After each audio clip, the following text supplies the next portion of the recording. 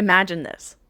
You're on your couch. Olympic season. Brain half melted from watching humans casually ignore the laws of physics for 3 hours straight. On one channel, there's a guy launching himself off a mountain at 70 miles per hour on 2 glorified butter knives. The commentator is screaming like this is the most important thing that has ever happened in human history. Click. Now, there's a woman lifting a barbell that weighs more than your entire friend group combined. The camera zooms in on her face and she is transcending dimensions. The announcer's like, she's been training for this moment since she was 6. Click. Curling. Someone in a beanie is politely shoving a rock down a sheet of ice, while 2 other people furiously sweep like they're late for work and the floor is lava. The crowd's silent. This is serious. Click. Jeopardy.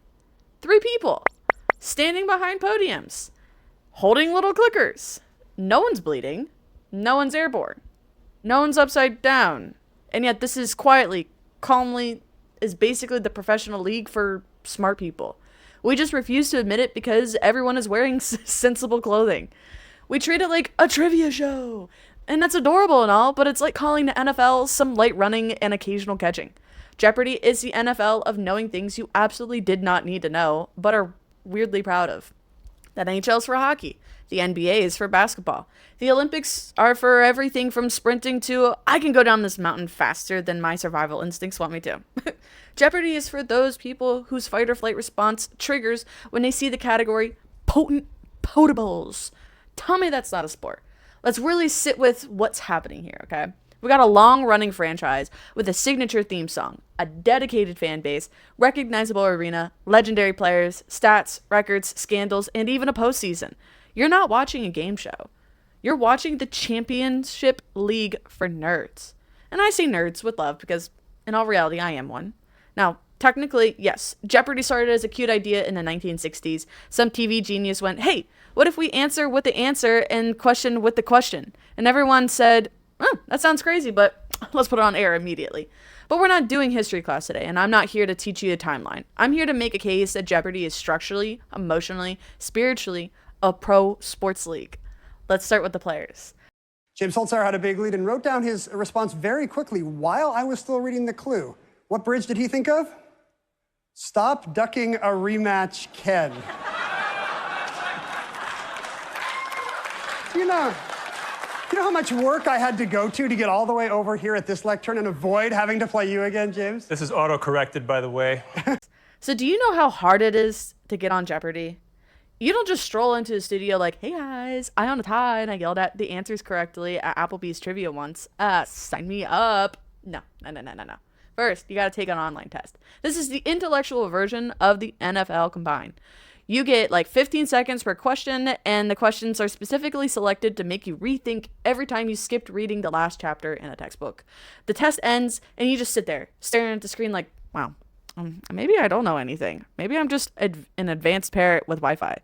If you survive that, and maybe you get invited to an audition.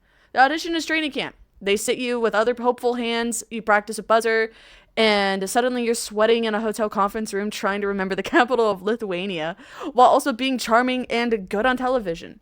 You are expected to display knowledge, personality, and thumb speed. It's not just trivia, it's a skills camp. And if you impress them, you get the call.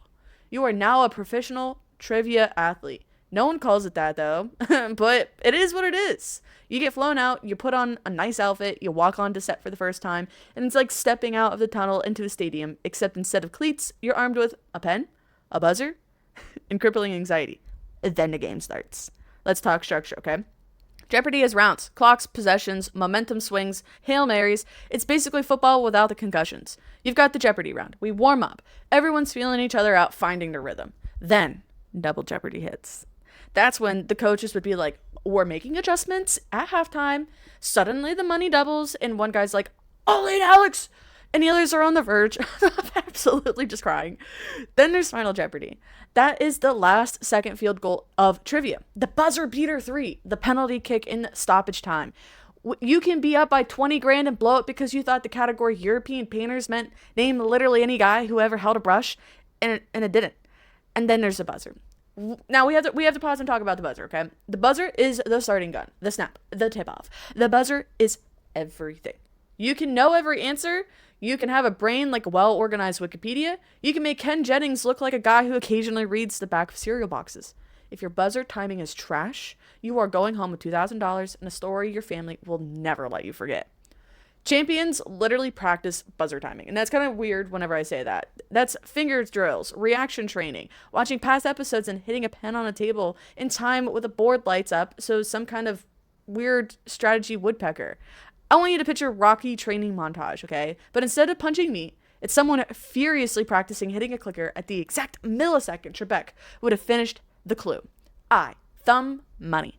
That's the pipeline. Now let's talk about the players, okay? I'm not going to go into much, but this is who thrives in this ecosystem. Sports have GOATs debates. We got Jordan versus LeBron, Brady versus literally anybody else. Jeopardy has the same thing. We've got Ken Jennings, whose winning streak is so long, sounds like somebody read a schedule wrong and just let him stay. We have James Holzhauer, who looked at the board and said, what if I just broke math? And we got Amy Schneider, Mattia Roach, and a whole roster of other people whose stat lines would absolutely be displayed on a trading card if they had any sense as a society. They have streaks. They have average daily scores. They have single game records. They get invited back for special tournaments like they're all-stars. There's literally something called the Tournament of Champions. That's the playoffs. You win a regular game, good job, rookie. You get your little check, bye-bye, see you later. You string together wins, you become a champion. And suddenly, you're seeing you again in a few months in a bracket like March Madness for librarians. They seed players. They hype up matchups. Tonight, 2 million game championships face off for a chance at the final type of stuff. I'm sorry, but how is that literally not how the NBA talks about their playoff series? And then there's the greatest of all time tournament. That was the Super Bowl. That was the finals. That was the World Cup of who can weaponize their brain most effectively under studio light. We have our fandom drama. People pick sides. They think about this guy's too aggressive with the daily doubles, or I don't like her strategy. He's annoying, but he's good, and I'm mad about it. If you put that in a stadium and gave everyone foam fingers shaped like buzzers, nobody would even blink. Now you might be thinking, okay, yeah, this is kind of like a pro league for trivia people, great. But where do the Olympics come in? Well, it's right here. We're barreling towards the end of the 2026 Olympics, where the world is once again gathering to watch the absolute wildest human talents. Who can go down an ice chute the fastest in a metal tube? Who can spin the most times in the air without disintegrating? Who can cross-country ski and then shoot things without falling over? I'll be watching. I am watching. And I'm not judging. And I'm investing in humans sliding and flying. But I'm just saying, if we had Olympic medals for walking fast, we can probably find room for those the capital of who knows the capital of every country on earth under pressure. We already know Jeopardy works as a competition. We already know people from all over the world love trivia. There are championships internationally, pub quizzes that are worldwide, everything. But where's Olympic Jeopardy? Imagine the opening ceremony. The torch is lit. The athletes are crying. Everyone's doing that thing where they wave to the camera like they're not on the verge of passing out from nerves, you know? So then the announcer comes on, okay? And now we're introducing a brand new discipline for the 2026 games, international competition trivia. Cut to an arena set up like the Jeopardy on steroids. Giant board with a massive LED screen, categories in multiple languages, plexiglass podiums, hosts in suits who look like they've been waiting for this moment since birth. Teams walk in, representing their countries, not in track suits, but in blazers, and with tiny pins shaped like question marks, maybe. The United States comes in, known for the dominance in categories like U.S. presidents, random pop culture, and weird news stories. The United Kingdom strolls out, absolutely terrifying in Shakespeare, European history, and petty monarchy drama. Japan enters, cracking at technology, video games, anime openings you can name in 0.2 seconds. Canada, a dark horse. World geography, polite facts, and things that are just ice. The commentary would be glorious. It could be like, there are the strongest trivia teams we've ever seen. Team USA's capital once ran a 30-game streak in North American trivia. Team India has never missed a world capital. Team Norway is undefeated in Winter Olympics trivia, which feels thematically correct. We have different formats, just like gymnastics and swimming. Team trivia relays, one player per category, science anchor, history anchor, arts and lit anchor, pop culture. You're on stage representing your entire country, knowing that if you buzz too early, you're going to be the person who lost the gold medal over misidentifying a river in South America. Is that not pressure? Is that not Olympic level anxiety? And don't worry, it would absolutely come with drama. The Olympics, nothing is allowed to be chill. So there could be news headlines like Team France accused of performing enhancing flashcards. Germany under investigation for alleged early exposure to category lists. USA's star player disqualified for buzz-in false start 3 times in a row. Coach throws a stack of index cards in protest.